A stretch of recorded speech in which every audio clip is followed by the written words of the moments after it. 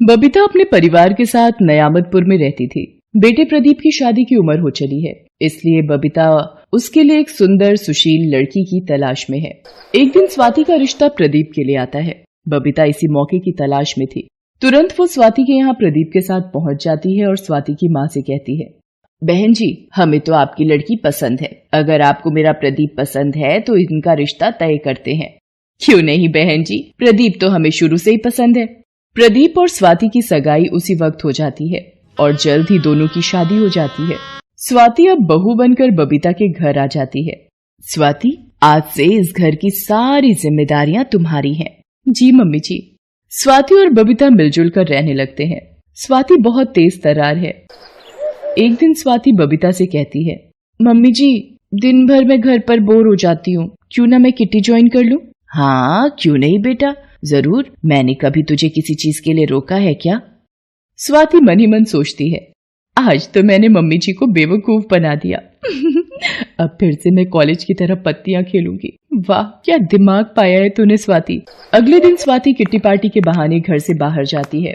मोहल्ले की औरतें बबीता से कहती हैं, अरे बबीता, अपनी बहू को अभी से इतनी छूट मत दो, नहीं तो ये तुम्हारे सर पर नाचने लगेगी। ऐसा कुछ नहीं होगा, मेरी बहू लाखों में एक है। सभी पहले ऐसे ही बोलते हैं, बाद में फिर रोते हैं। बबीता औरतों की बातों को दिमाग नहीं लगाती है। दूसरी तरफ स्वाति आए दिन बाहर जाने लगती है। अरे स्वाति, तुम्हारे घर वालों को कभी पता चल गया कि तुम किट्टी नहीं हमारे साथ पत्तियां खेलती हो तो तुम्हारा क्या होगा? तू टेंशन मत ले, कुछ नहीं होगा। मेरी सासू माँ को तो मैंने बाटली में उतार लिया है, मुझ पर वो कभी शक नहीं करेंगी। अरे मैं वही स्वाति हूँ, बदली नहीं हूँ। भूल गई क्या हम कॉलेज में कैसे बंक मारकर पत्तियां खेलने जाते थे? बेटा, आज तक मैं हारी नहीं हूँ। पत्तियां खेल खेल कर मैंने बहुत पैसे बनाए हैं, इतनी आसानी से थोड़ी छोड़ दूंगी।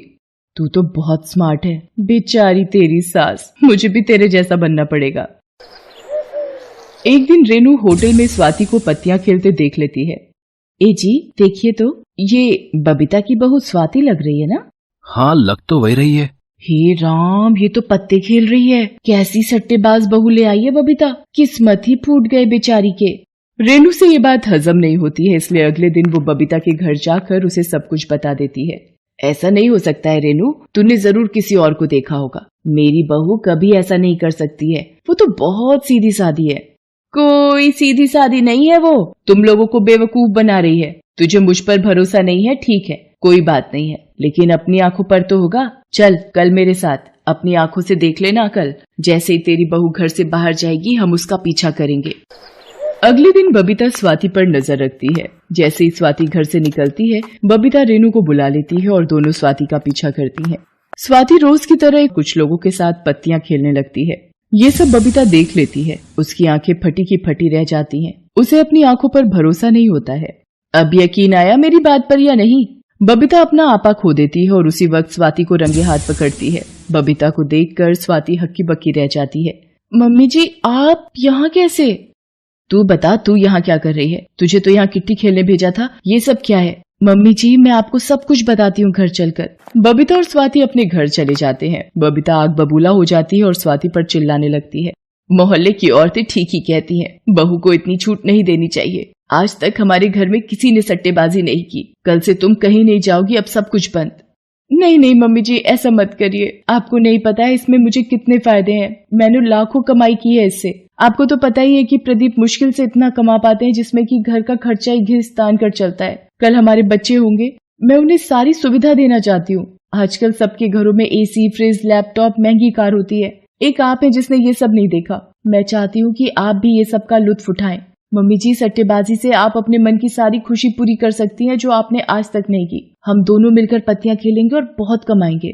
बबीता स्वाति की बातों में आ जाती है। वो स्वाति को पत्तियां खेलने के लिए इजाजत दे देती है। अब स्वाति और बबीता साथ साथ रोज सट्टा खेलने लगे। इस बात की प्रदीप को दूर दूर तक भनक नहीं थी। धीरे धीरे सास बहू मिलकर बहुत पैसे कमा लेती हैं और अपने घर में सारी सुख सुविधा के सामान मंगवा लेती हैं। ये सब सामान कहाँ से आया है माँ? इतने पैसे कहाँ से आए? तू ये सब छोड़, अब हम लोग भी किसी रईस से कम नहीं लग रहे ना। माँ, कैसी बातें कर रही हो आप? आजकल आप भी स्वाति की तरह ही बातें करने लगी हो। इसमें गलत ही क्या है? हम सास बहू जो ठहरी, हम दोनों सट्टे में पैसा लगाते हैं। आज तक मेरी बोली नहीं चुकी है। जिस पर दाव लगा जीता ही है। दिमाग तो ठीक है ना तुम्हारा? माँ ये तो पगला गई है, लेकिन तुम भी इसका साथ दे रही हो। तुम दोनों एक दिन बहुत बुरी फंसोगी। 4 दिन की चांदनी है ये। चुप कर, जब भी बोलता है अपशगुन ही बोलता है। हमारा धंधा दिन दुगनी रात चौगुनी तरक्की करे। आप जितना कमाते हैं उतने में तो हम लोग जिंदगी भर ऐसे ही रह जाएंगे, जिंदगी के मजे ही नहीं ले पाएंगे। आज हमारे पास सब कुछ है, जो चाहिए तुरंत खरीद सकते हैं हम। प्रदीप बबीता और स्वाति को समझाने की बहुत कोशिश करता है, लेकिन वो लोग उसकी एक बात नहीं सुनते हैं। मोहल्ले की औरतें आपस में बातें करने लगती हैं। सुना है स्वाति पत्तियां खेलती है, सट्टेबाजी का बहुत शौक है इन्हें। हाँ ये सच है, तभी ना कुछ ही दिनों में ये लोग इतने अमीर हो गए हैं। कुछ दिनों पहले तक इनकी औकात ही क्या थी। प्रदीप बबीता और स्वाति को समझा कर थक जाता है, लेकिन वो दोनों मानने को तैयार नहीं होते।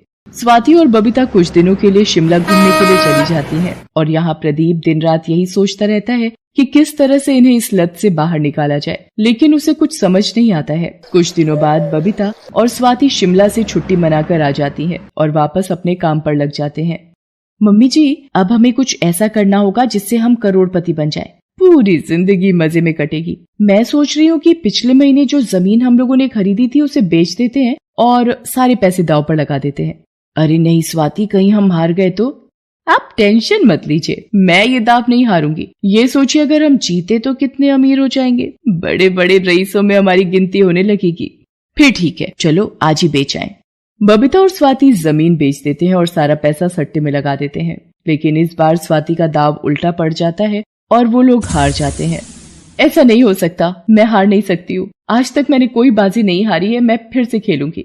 स्वाति आज छोड़ देते हैं, आज लगता है हमारा दिन नहीं है, कल फिर खेलते हैं।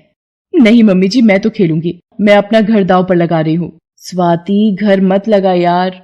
स्वाति वेदना की बात नहीं सुनती है और हार जाती है। उसे अपनी हार बर्दाश्त नहीं होती है और वो फिर दोबारा अपनी गाड़ियां दांव पर लगा देती है और श्रुति के हाथों हार जाती है। स्वाति एक एक करके हर दांव हारती जाती है और बबीता और स्वाति अपना सब कुछ सट्टे में हार जाते हैं। अब उनके पास दांव में लगाने के लिए कुछ नहीं होता है और वो लोग सड़क पर आ जाते हैं।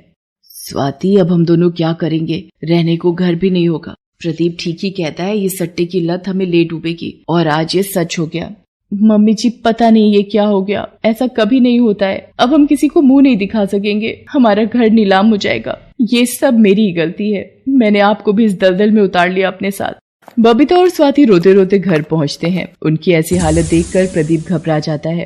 क्या हुआ है? तुम दोनों रो क्यों रही हो? बताओ। अरे बताओ भी, मेरा दिल बैठा जा रहा है। स्वाति प्रदीप को सारी बात बता देती है।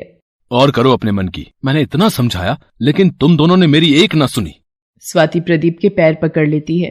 प्रदीप, मुझे माफ कर दो, मैंने वो सब भी खो दिया जो तुमने इतनी मेहनत से कमाया था। मुझे माफ कर दो, मेरी लत ने मुझे कहीं का नहीं छोड़ा। प्रदीप, कुछ भी करो लेकिन हमारे इस घर को बचा लो। तुम्हारी कसम, आज के बाद मैं इन पत्तियों को हाथ भी नहीं लगाऊंगी। रो रो कर स्वाति अपना बुरा हाल कर लेती है। इतने में ही श्रुति उनके घर आती है। स्वाति को लगता है कि वो ये घर खाली करवाने आई है। श्रुति, इस घर से हमें मत निकालो, इस घर से मेरी यादें जुड़ी हैं। मैं पाई पाई करके तुम्हारे पैसे लौटा दूंगी। आज मुझे ये एहसास हो रहा है कि मैंने जिंदगी की कितनी बड़ी गलती की है। मैं तुम्हें इस घर से निकालने नहीं, इस घर के पेपर वापस करने आई हूँ। प्रदीप, ये लो पेपर, ये तुम्हारे नाम पर ट्रांसफर करवा दिया है मैंने। मेरा काम पूरा हो गया, मैं चलती हूँ। ये क्या है? ये श्रुति है, मेरी ऑफिस कलीग। ये सब इसने मेरे बोलने पर किया था, तुम लोगों को सबक सिखाने के लिए। जब तुम दोनों शिमला गई थी तब मैंने श्रुति को सारी बात बताई थी। मेरे पास और कोई रास्ता नहीं था तुम लोगों को इस दलदल से निकालने का। वो तो शुक्र मनाओ कि अगर ये सच होता तो हम कहीं के नहीं रहते। मुझे मेरी गलती समझ आ गई है। मेहनत के पैसे से ही जिंदगी चलती है, शॉर्टकट हमेशा आपको डुबाता ही है। श्रुति स्वाति को उसका सब कुछ वापस लौटा देती है और स्वाति कभी भी पत्तियों को हाथ नहीं लगाती है। अब बबीता अपने परिवार के साथ खुश खुश रहने लगती है।